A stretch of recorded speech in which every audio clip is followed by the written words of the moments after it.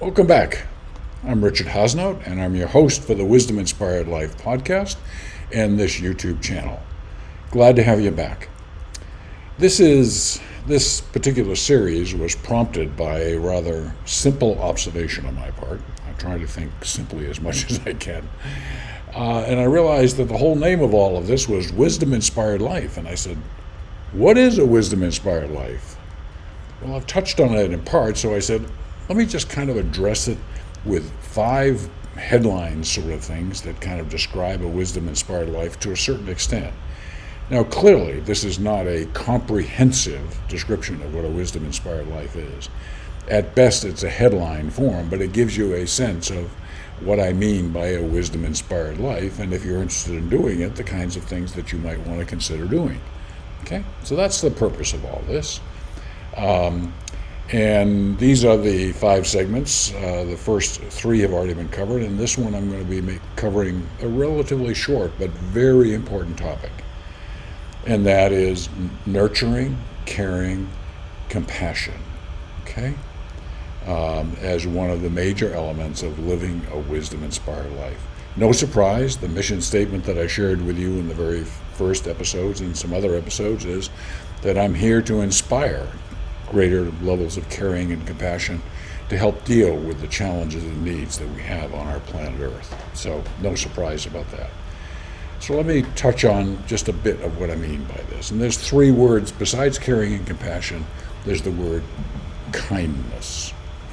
And these are often small acts that make a very big difference. Consider some of these acts that you can do when you encounter someone. It can be as simple as a smile. Yes, a smile. And I have found in my own personal life that a smile, if I smile, it can be transformative of my own energy from either neutral or negative to positive. And it's as simple as that. And if you bring a smile to other people as an act of kindness, a sense of friendliness, it can be something that makes a very nice difference for a person at that point in time. Praise, it can be as simple as praising someone for a task that they've just completed, praising them for how their home looks or whatever, but go looking for opportunities to praise something, okay, that somebody has done well, okay? Help people on a rainy day. I don't carry around an umbrella enough to be able to practice that, in part because I live in Arizona, where we wish we had more rainy days, quite frankly. Make someone laugh. I'm fond of saying that I have the ability to make people laugh, but it's at my expense. And that's just fine, okay? So laughter, bringing laughter into someone's life can be a very nice act of kindness. Leaving somebody a small positive note that they discover, and they discover it and they read it and they get a smile on their face. It's kind of like a nice shot of positive energy that you give somebody with the act of kindness. And you can bring people treats, okay? This is just a very small list of things. There's actually I think it still exists, a national unexpected acts of kindness day, which quite frankly should be probably every day, okay? So kindness. Next is caring. This is usually bigger things than kindness, but the lines blur, of course, in all of this. It can be visiting someone in a hospital who needs caring or is at home and needs some help.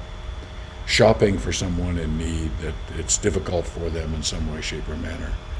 Caring, either for a loved one or a stranger. Are you okay? How are you doing? Anything I can do to help, okay? Helping an older person with a tough task. Hey, that be me, an older person. And something that maybe you do on a regular basis. Regular calls to someone who's struggling or limited. I've got a good friend who was a neighbor of mine in my home up in Prescott, Arizona, which, by the way, if you're in the neighborhood, stop on by. And then he moved with his wife to a retirement community. And not terribly long after that, his wife had passed, and he now lives there by himself. And one of the highlights, plural, of my week is when I take time to call Bob.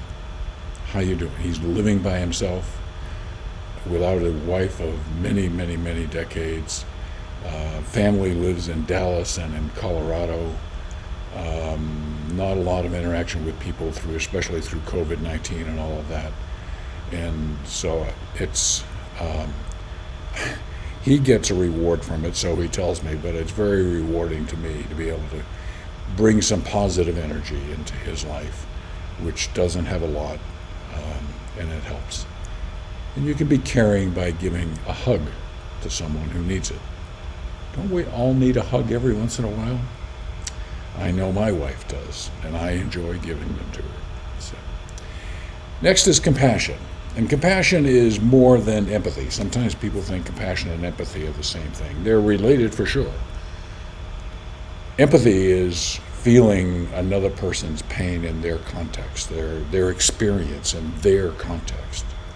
Compassion is empathy plus then helping to relieve the suffering of others, the difficulties, the challenges for others. Compassion is an act that reduces some negative aspect that's going on in someone's life. It can be a whole host of things, like helping to perform a difficult task for someone in need that may require considerable time, spending regular time with someone who's injured, cheering them up and helping them with necessary activities, and even being there for a person struggling with emotional and/or dependency issues. And the list can go on and on.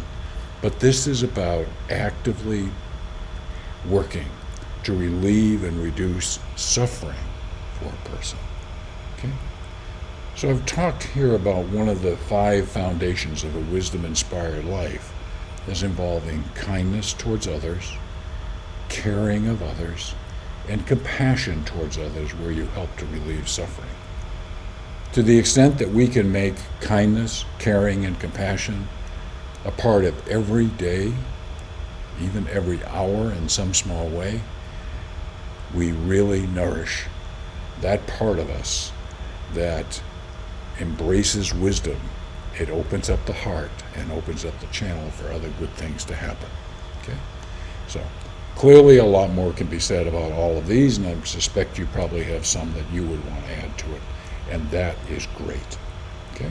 So this is the 4th of the 5. As always, you want to know more about a variety of things that are going on. You can go to the website, mywisdominspiredlife.com. You can listen to the podcast there. New episodes released on every Saturday and Sunday, plus there's an inventory of a couple hundred to 300 podcast episodes there with great quotes and information from great wisdom teachers, a wide variety of them. So great variety, and like these episodes, the podcasts are typically short, 10, 15, 17 minutes at most, kind of go with the flow and all of that. And you can learn more about my books and myself. So if you've been listening to this for even a little while, you understand I'm on a mission to try and bring more caring and compassion in the world to help deal with the challenges and needs that we have. And in the course of doing that, being caring and compassionate, you'll actually experience higher levels of personal happiness than if you just focus on your own selfish needs. Okay? Well, as you know, I'm on a journey, and I look forward to continuing that journey with you.